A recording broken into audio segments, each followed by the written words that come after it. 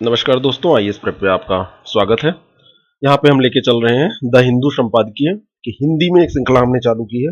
The Hindu की संपादकीय का ये सार है। 1 अगस्त की डिस्कशन हम कर चुके हैं, ये 2 अगस्त की है।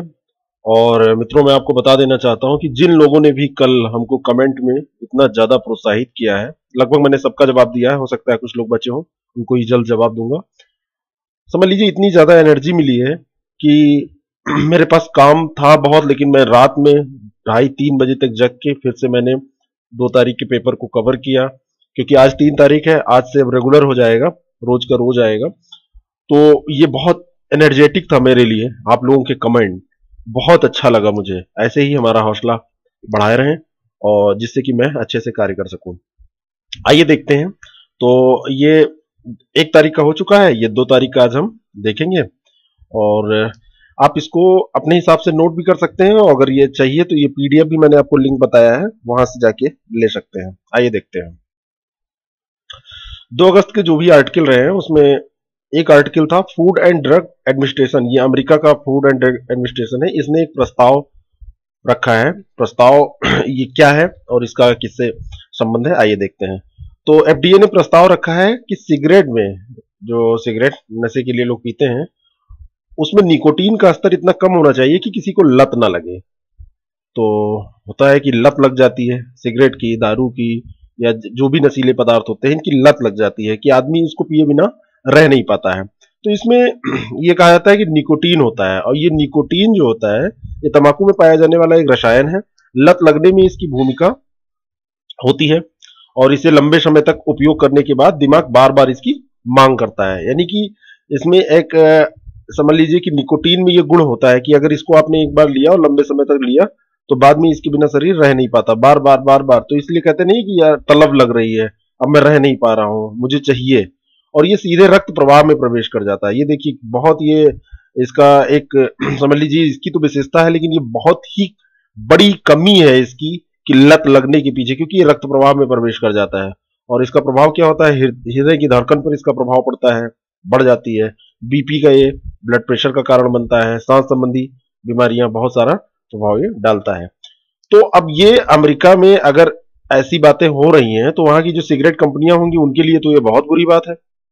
बहुत ही बुरी बात है कि अगर इसको निकोटीन को कम करें, क्योंकि वो तो यही काम करती है ना बिक्री बढ़ाने के लिए। वो उनका उद्देश्य यही रहेगा कि लत लगे लोगों को, और लत जब लगेगी तो लोगों को सिगरेट की ज्यादा आवश्यकता पड़ेगी और ज्यादा बिक्री होगी। इसलिए उनके सामने एक चिंता का विषय ये हो गया है ना। और अब ये कंपनियां क्या चाहेंगी, पहले बात तो ये कोशिश करेंगी कि ऐसा कोई नियम हो ही ना। लेकिन अगर ऐसा नियम हो गया तब क्या होगा। तो यही सब हमको यहाँ पे जब भी हम कोई लेख पढ़े तो यही भविष्य को ध्यान में रख के देखना चाहिए।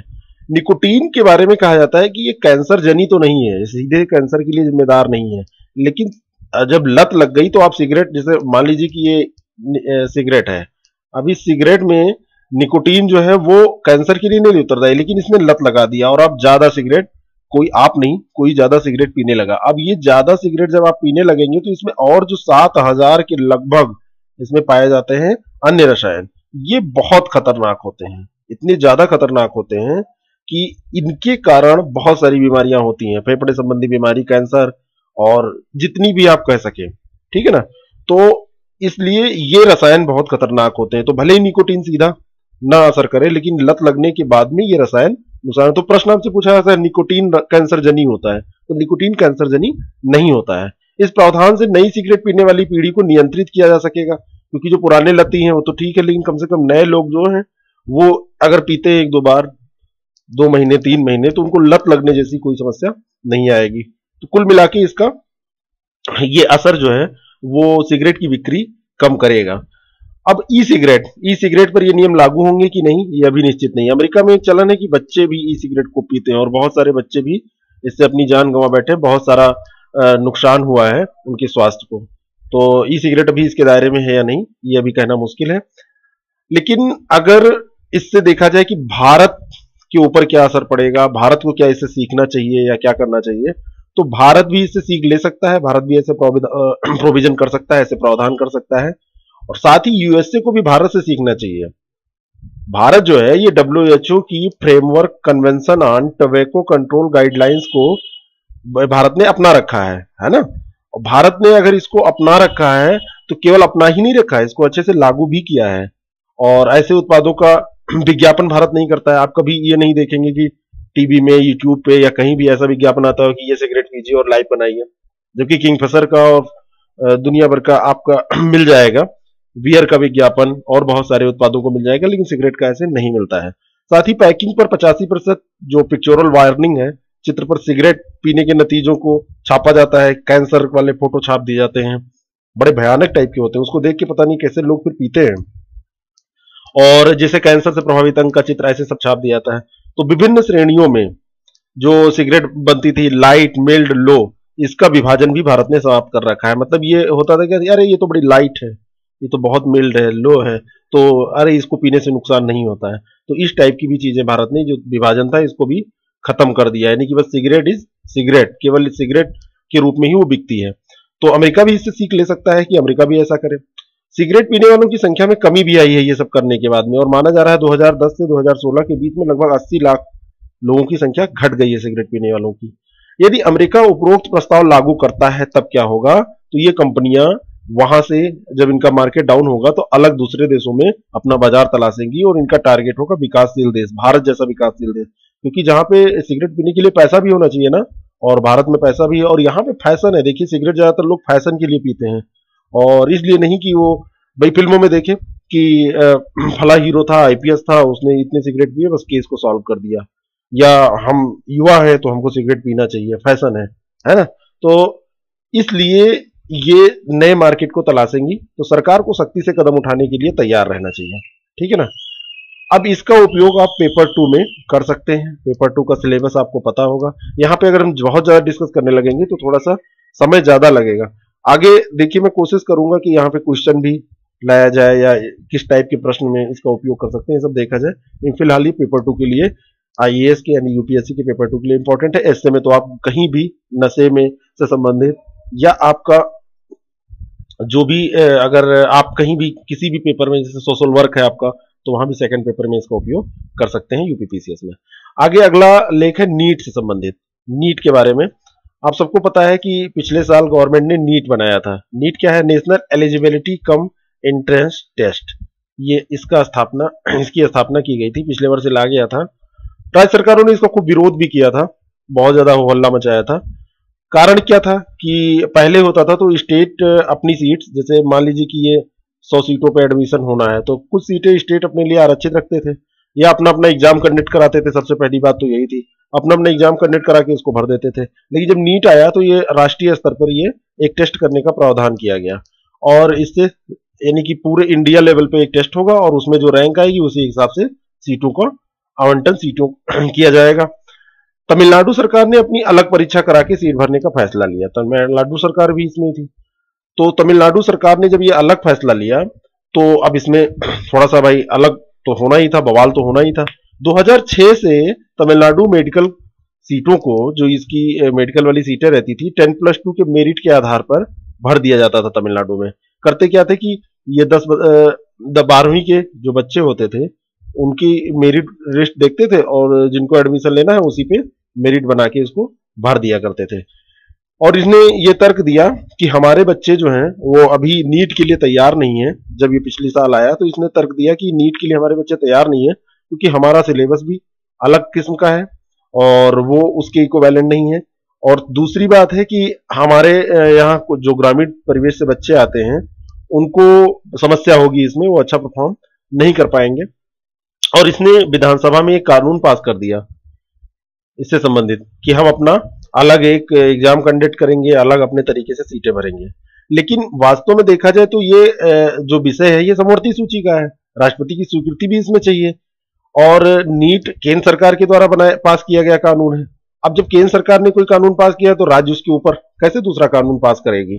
तो कुल मिला के तमिलनाडु गवर्नमेंट ने अपने बच्चों को तैयार करने के बजाय कि वो नीट की एग्जाम के लिए तैयार हो जाए, दुनिया भर का कानूनी दांव पेच खेला कि हम अपने तरह से एडमिशन कराएंगे, ये करेंगे, वो करेंगे। जबकि ये कर ये सकती थी कि 1 साल का समय था पिछले साल से अभी तक, वो सिलेबस अच्छे से चेंज कर सकती थी, इसके अनुकूल बना सकती थी। और साथ में कुछ कोचिंग संस्थान सरकारी तौर पे जो अच्छे बच्चे हैं उनके लिए मदद के तौर पे सरकारी कोचिंग खोल सकती थी, जिससे कि वो आसानी से तैयारी कर सके। लेकिन ये सब करने के बजाय उसने ये किया। तमिलनाडु सरकार को अब करना क्या चाहिए, पाठ्यक्रम में परिवर्तन करना चाहिए कि नीट में अच्छा प्रदर्शन कर सके वहां के बच्चे, और अपने बच्चों को तैयार करना चाहिए।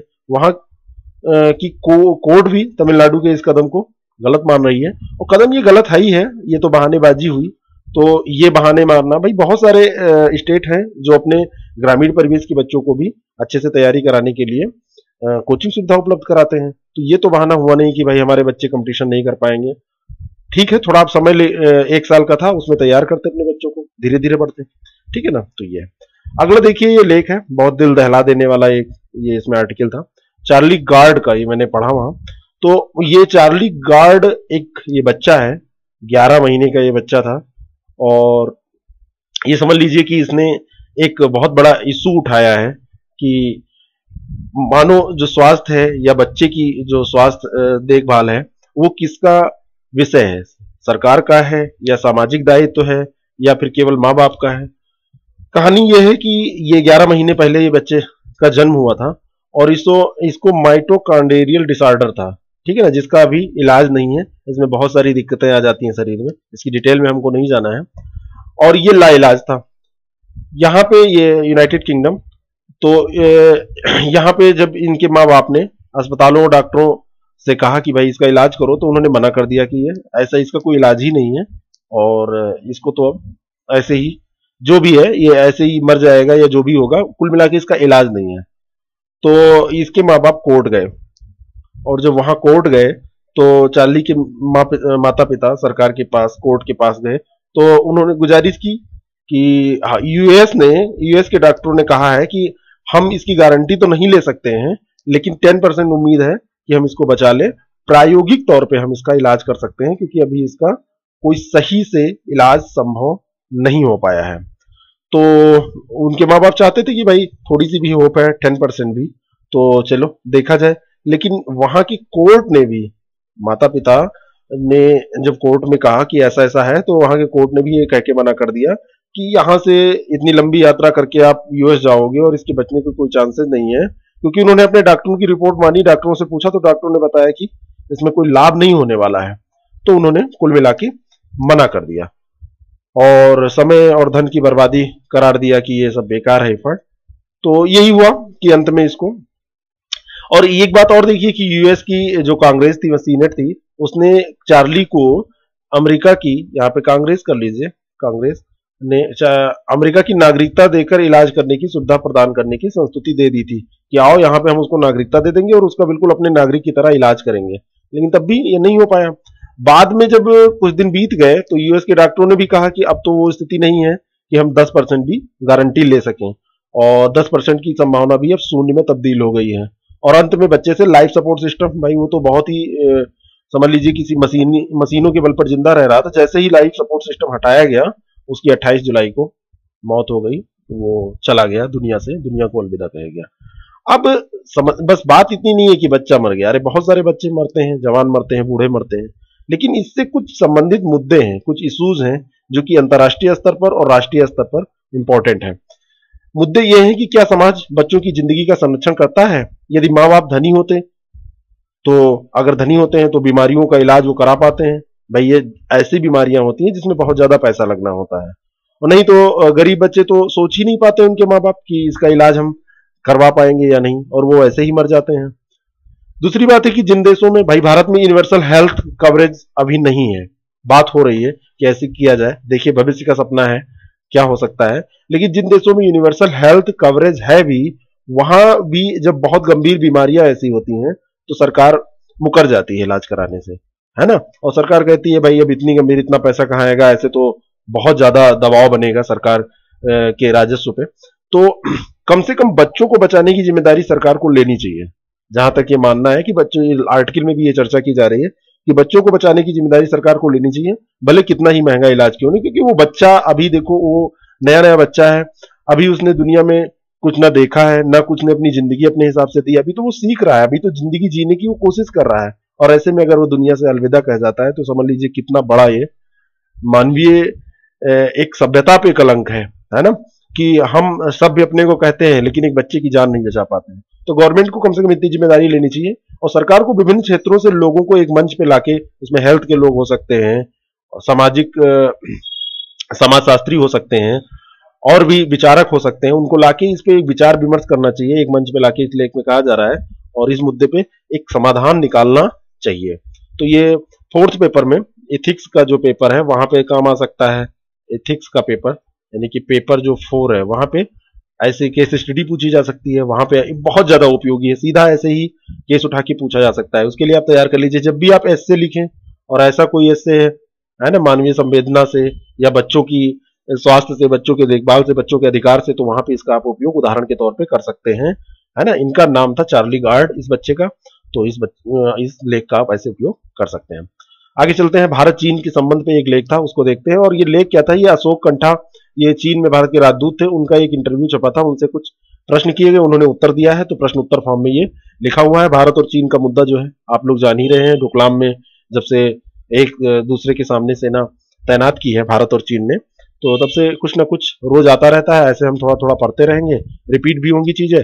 लेकिन देखिए, इनसे प्रश्न पूछा गया कि चीन के अपने पड़ोसियों के साथ सीमा विवाद कायम है, क्या चीन अपनी स्थिति ऐसे ही रखेगा, मतलब लगातार ऐसे ही वो बनाया हुआ है और अपने अपने को विश्व स्तर का नेता भी घोषित कर रहा है, तो क्या ऐसा है। तो इन्होंने जवाब दिया है, ये क्वेश्चन है, ये आंसर है कि ज्यादातर देशों के साथ चीन ने अपने सीमा विवादों को सुलझा लिया है, पूर्वी चीन सागर और दक्षिणी चीन सागर में, और भूटान व भारत के सीमा पर विवाद है और इसने लगभग सुलझा लिया है।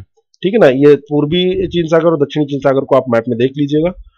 लेकिन चीन हर वक्त अपनी प्रसारवादी नीति को कायम रखता है और नए नए दावे पेश करता है। जैसे उसने दक्षिणी चीन सागर में 3200 एकड़ की जमीन पर ये है ना आर्टिफिशियल द्वीप पर अपना दावा कर दिया और कहा कि अब ये मेरा है। तो ये करता क्या है, पहले कहीं पे जाता है और वहां पे थोड़ी बहुत हरकत करता है, मान लीजिए ये एरिया है तो यहाँ पे अपनी सेना लगाएगा, कुछ दिन बाद सेना का अपना ये एक बेस तैयार कर लेगा, बेस तैयार करने के 6 महीने बाद कहेगा ये तो हमारी ही जमीन है क्योंकि हमारा यहाँ पे बेस था। अरे पहले तुम गए हो फिर बेस बनाए, फिर बता रहे हो कि यहाँ तो मेरा बेस था, सैनिक बेस है, सैनिक अड्डा है। तो ये सब काम ये करता रहता है। जैसे डोकलाम में भी इसने क्या किया, सड़क निर्माण किया, फिर उस क्षेत्र पर दावा, है ना, और फिर सेना तैनात कर दिया कि अब तो ये मेरा क्षेत्र है ना। तो यही सब करता है। सिक्किम में यही स्थितियां, सॉरी भूटान में यही स्थितियां, भूटान में यही स्थितियां चल रही हैं। भारत हमेशा बातचीत द्वारा मामले को हल करना चाहता है, उसी के तहत ये बात हो रही है कि भारत हमेशा बातचीत के द्वारा मामले को हल करना चाहता है। और चीन के एक एक्सपर्ट ने भी सुझाव दिया यहाँ पे, बातचीत जब हो रही थी, कि अगर डोकलाम में भारत को अपनी सेना, डोकलाम से भारत को सेना अपनी हटा लेनी चाहिए, डोकलाम क्षेत्र से जहां पे इस समय तनाव चल रहा है, और यहाँ भूटान की सेना आ जाए।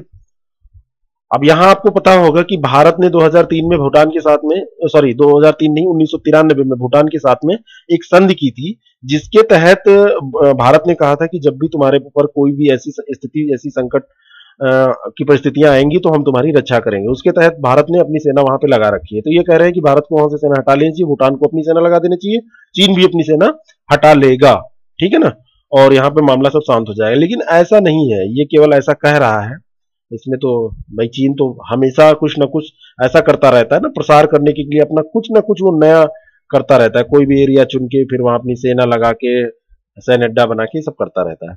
क्या इन विवादों से भारत व चीन के मध्य व्यापार प्रभावित हो रहा है, अगला प्रश्न इनसे पूछा गया, ये क्वेश्चन था। तो इन्होंने कहा कि चीन आज यूएसए को विश्व स्तर पर प्रतिस्थापित कर रहा है।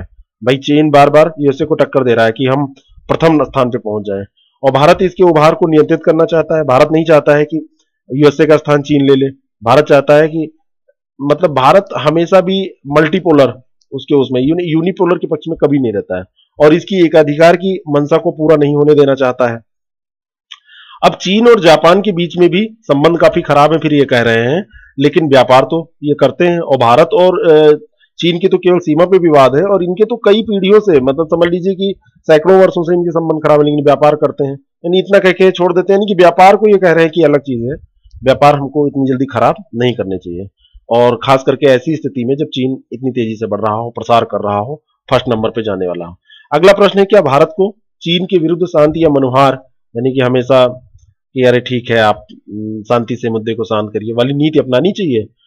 तो कंठा जी इसके विरुद्ध है, कह रहे हैं कि नहीं, ऐसा इन्होंने देखिए बहुत बढ़िया जवाब दिया है कि भारत हमेशा शांति की बात करता है, लेकिन हमें अपनी सेना सीमा पर और अवसंरचना को, सेना सीमा पर अवसंरचना, इन सारी चीजों को विकसित रखना चाहिए, यानी हमेशा तैयारी बनाए रखनी चाहिए कि चीन को भी युद्ध करने से पहले एक बार सोचना पड़े, और हमें अपने आप को कमजोर नहीं दिखाना चाहिए। देखिए, जब हम कमजोर दिखते हैं तो पड़ोसी हम पे वैसे ही वार कर देता है, ठीक है ना। तो ये एक वो था। आप इसको जहां भी आप भारत और चीन के संबंधों के बारे में आएगा, इसमें से कुछ ना कुछ आप उपयोग कर सकते हैं, पेपर 2 के लिए इंपॉर्टेंट है। आज के लिए बस इतना ही। आप आईएएस प्रेप को अगर सब्सक्राइब कर लिए ठीक है, नहीं किया, हाँ, और आपने कल जो लाइक किया और कमेंट किया, ये बहुत ही, मुझे समझ लीजिए, मेरे लिए टॉनिक का काम किया इसने। अगर आपको ये नोट्स चाहिए पीडीएफ फॉर्म में, तो ये आप ग्रुप है, इसको ज्वाइन कर लीजिए। यहाँ पे आप अपने भी मटेरियल भी डाल सकते हैं, ये उसका लिंक दिया हुआ है, आईएएस प्रेप नाम से ग्रुप है, उसको ज्वाइन कर लीजिए, और यहाँ पे इसका पीडीएफ आपको मिल जाया करेगा। आगे आज हम 3 अगस्त का भी आज शाम तक डाल देंगे, फिर रोज का रोज डेली शाम में डालते रहेंगे डेली। समझ लीजिए कि आप दिन में आप न्यूज़पेपर पढ़ेंगे, शाम को आपको इसका सार मिल जाया करेगा। आज के लिए बस इतना ही। बहुत बहुत धन्यवाद।